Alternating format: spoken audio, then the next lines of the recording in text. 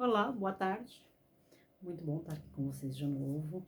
Vamos hoje dar continuidade no nosso Evangelho no Lar. A nossa leitura de hoje é o capítulo 14, as instruções dos Espíritos, parte 2. Desde o berço, a criança manifesta os instintos, bons ou maus, que trazem da existência anterior. E a estudá-los que é preciso se aplicar. Todos os males têm seu princípio no egoísmo e no orgulho. Espreitai, pois, os menores sinais que revelam os germes desses vícios e empenhai-vos em os combater, sem esperar que lancem raízes profundas. Fazei com que como o bom jardineiro, que arranca os maus brotos à medida que o vê despontar sobre a árvore.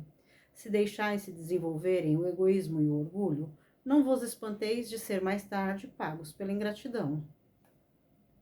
Quando os pais fizeram tudo o que deviam para o adiantamento moral dos seus filhos, se não se saem bem, não tenha censuras a fazer, e sua consciência pode estar tranquila.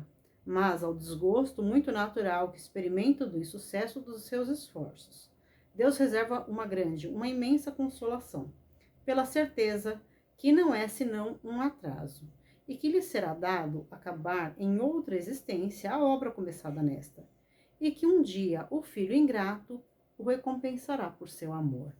Deus não faz prova acima das forças daquele que a pede. Não permite senão aqueles que podem ser cumpridas. Se não se triunfa, não é, pois, a possibilidade de falta, mas a vontade. Porque quantos há que, em lugar de resistir aos maus arrastamentos, neles se comprazem, e a estes estão reservados os prantos e os gemidos em suas existências posteriores. Mas admirai a bondade de Deus, que nunca fecha a porta ao arrependimento. Chega um dia em que o culpado está cansado de sofrer, em que seu orgulho está enfim domado.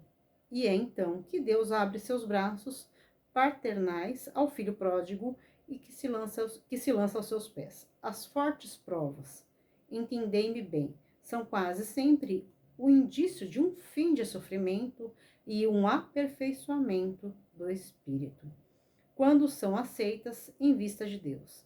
É um momento supremo, e nele, sobretudo, importa não falir murmurando, senão se quer perder-lhe o fruto e ter de recomeçar. Em lugar de vos lamentardes, agradecei a Deus que vos oferece ocasião de vencer para vos dar o prêmio da vitória.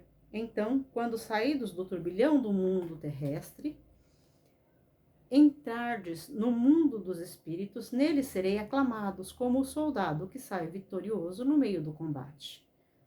De todas as provas, as mais penosas são as que afetam o coração.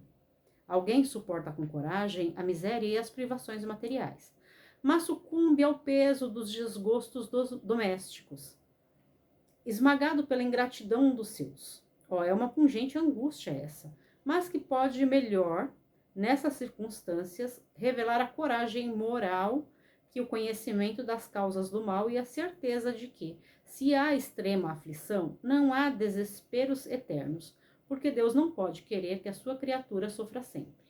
Que mais consolador, mais encorajador que esse pensamento de que depende só de si, dos seus próprios esforços, abreviar o sofrimento, destruindo em si as causas do mal.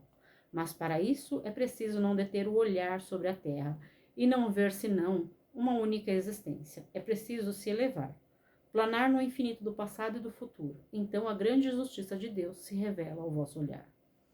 E esperais com paciência, porque entendeis o que vos parecia monstruosidade sobre a terra, as feridas que nelas recebeis não vos parecem mais do que arranhões. Neste golpe de vista, lançado sobre o conjunto, os laços de família aparecem sob sua verdadeira luz. Não são mais laços frágeis da matéria reunindo os membros, mas os laços duráveis do espírito que se perpetuam, se consolidam em se depurando, em lugar de romperem pela reencarnação. Os espíritos que, à semelhança dos gostos da identidade de progresso moral e afeição levam a se reunirem, formam famílias. Esses mesmos espíritos, em suas migrações anteriores, procuram-se para agruparem como fazem no espaço. Daí nascem as famílias unidas e homogêneas.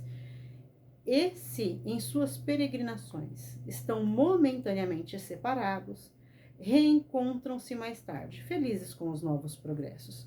Mas como não devem trabalhar unicamente para si, Deus permite que espíritos menos avançados venham a se encarnar entre eles, para aí aurir conselhos e bons exemplos, no interesse do seu adiantamento.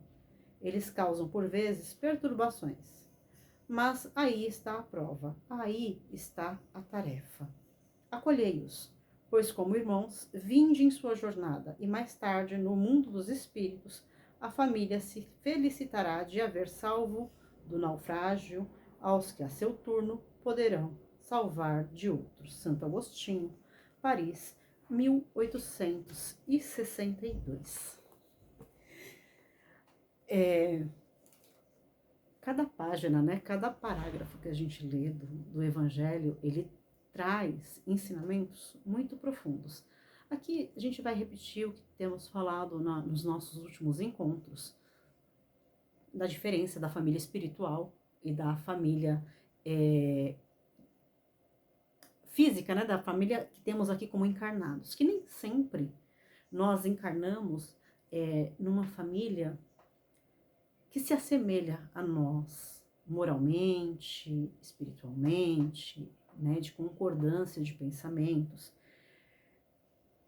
E muitas vezes, quando nós reencarnamos nessa família, onde há muito antagonismo, onde não tem essa cumplicidade, essa vontade de estar junto, de auxílio mútuo, é porque estamos reencarnados entre espíritos com os quais nós temos que aprender a conviver, a respeitar, a nos perdoar, enfim, é uma reencarnação onde vai exigir muito de nós.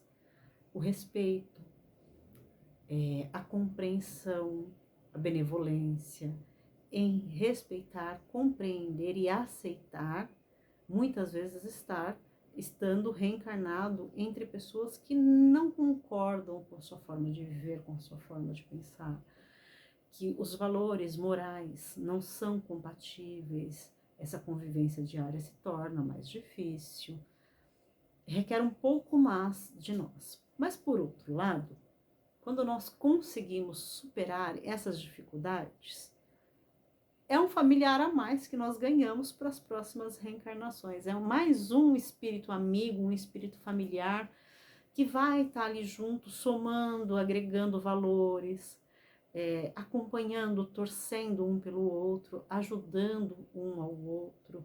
Então é muito importante que em cada uma das nossas encarnações nós tenhamos esta consciência de que mesmo que algum dos nossos familiares não seja assim tão afim como nós gostaríamos, não tenha essa afinidade tão grande, é importante aprender a respeitar, aprender a amar, para agregar mais um bom amigo para a espiritualidade, né, para a eternidade.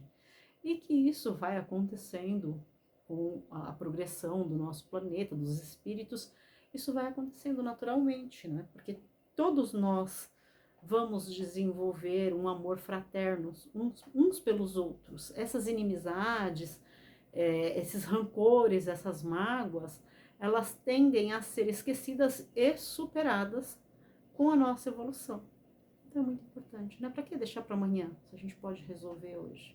Fazer as pazes, perdoar as ofensas e tentar amar e respeitar realmente ao próximo como a nós mesmos. Muitíssimo obrigado por mais esta oportunidade abençoada de estar aqui com vocês. Até a próxima. Fiquem com Deus.